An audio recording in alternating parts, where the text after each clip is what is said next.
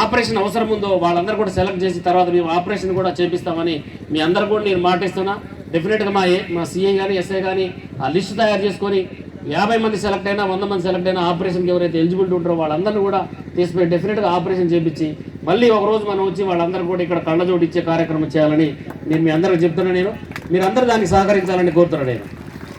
తర్వాత ఇక్కడున్న ప్రజాప్రతినిధులు కూడా ఈ పోలీస్ డిపార్ట్మెంటు మమ్మల్ని ఇంటీరియల్ బేస్కి సంబంధించిన ఏది కావాలన్నా కూడా మెడికల్ పాయింట్ ఆఫ్ వ్యూలో కానీ ఇంకా వేరే ఏ విధంగా లా అండ్ ఆర్డర్ పాయింట్లో కానీ, ఎందుకంటే ఇక్కడ మీకు చాలా ప్రాబ్లమ్స్ మేము ఇంతకుముందు చూస్తున్నాం. నిన్నెలంటే ఒకప్పుడు బాగా ఇంటీరియల్ ప్లేస్ ఉండేది, ఇప్పుడు పర్వాలేదు బాగానే రోడ్ వచ్చింది. కానీ మనకు విలేజెస్లో చాలా ప్రాబ్లమ్స్ ఉన్నాయి. ఆ ల్యాండ్ పంచాయతీలు ఏంటంటే చాలామందికి ఒకప్పుడు ఈ ల్యాండ్కి మీద వాల్యూ లేదు. నేను 95లో ఉన్నప్పుడు ఎకరం 3,000 2,000 రూపాయలు ఉండేది. చాలామంది పేపర్ మీద కొనుక్కున్నారు.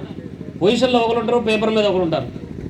ఆయన వచ్చి నా ల్యాండ్ అని వస్తాడు, ఇక్కడ పొజిషన్లో 50 సంవత్సరాల నుంచి ఒక మనిషి ఉంటాడు. ఇక్కడ దాంతో కొట్లాట స్టార్ట్ అయింది. ఈ టెక్నాలజీ వచ్చిన తర్వాత మనోళ్ళు ఎంత డెవలప్ అయ్యారంటే చిన్న ప్రాబ్లం వచ్చినా ట్విట్టర్లో పెట్టి ఇక్కడ నిన్నెలేరియా నుంచి డైరెక్ట్గా డీజీ గారికి సిబిఐ సీఎం గారికి కూడా ట్విట్టర్లో పెట్టి వాళ్ళ ప్రాబ్లం తెలియజేసే ఆ లెవెల్కి మనం ఎరిగినాం.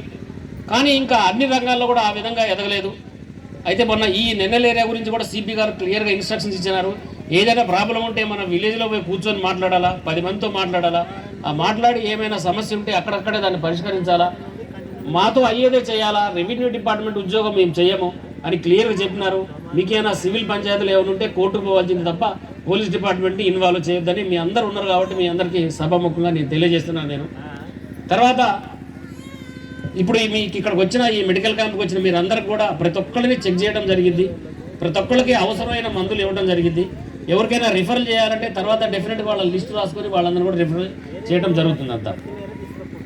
ఇవన్నీ కూడా ఎందుకు చేస్తారంటే పోలీస్ డిపార్ట్మెంట్ ఒకప్పుడు మీరు పోలీస్ స్టేషన్కి రావాలన్నా పిలిచినా కూడా రాకపోయేది, బాగా ఇక్కడ నక్సలిజం ఉన్నప్పుడు. అదంతా ఇప్పుడు వైపోయింది. తర్వాత మళ్ళీ ఈ మధ్య వాళ్ళు కొద్దిగా ట్రై చేస్తున్నారు. అది ఎట్లుంటుందంటే వైరస్ లెక్కనే.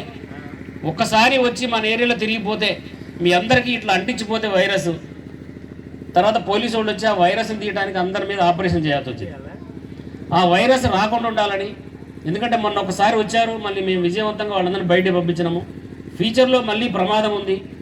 ఆ ప్రమాదాన్ని మీరు అందరూ పసిగట్టాలా. ఎందుకంటే ఒకప్పుడు ఇది లేనప్పుడు ఉన్నప్పుడు ఎట్లుండే, ఈరోజు అందరి జీవన విధానం ఎట్లుంది, ఇక్కడున్న ఆ నక్సలిజం ఫుల్గా ఉన్నప్పుడు ఒక లీడర్ కూడా ఊళ్ళలో ఉండకపోయేది ఒకప్పుడు ఇక్కడ.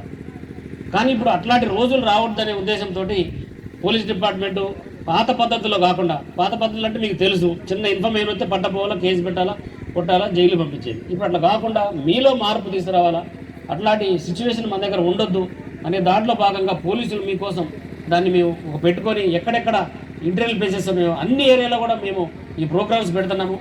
స్పెషల్గా ఎవరైతే మీకు అవసరం ఉందో దాన్నే మేము అటెండ్ అయ్యి మీ అందరికీ కూడా ఉపయోగపడే ప్రోగ్రామ్ చేస్తున్నాము. ఈ ప్రోగ్రామ్ ఈరోజు ఇంత పెద్ద ఎత్తున చేసినందుకు మీరందరూ కూడా ప్రతి మనిషి, ఎందుకంటే మిమ్మల్ని అందరినీ కూడా ప్రతి విలేజ్లో సెలెక్ట్ చేసి ఎవరైతే దీనికి అర్హులో వాళ్ళనే తీసుకొచ్చాడో కూర్చోబెట్టాము. వాళ్ళందరూ కూడా మేము ఇక్కడ మెడికల్ క్యాంపు మీరు ఉపయోగించుకొని మీ ఆరోగ్యం బాగు చేయాల్సిందిగా కోరుతున్నాము. ఒకప్పుడు పోలీస్ డిపార్ట్మెంట్ వేరు, మనం తెలంగాణ రాష్ట్రం ఏర్పడిన తర్వాత మాకు కూడా ఫెసిలిటీస్ పెరిగినాయి, మాకు కూడా వెహికల్స్ వచ్చినాయి. ఇప్పుడు మీరు కర్జీలో కూర్చొని 100 డైల్ కాల్ కొడితే మీ దగ్గరికి ఇక్కడ పోలీసు వస్తారు.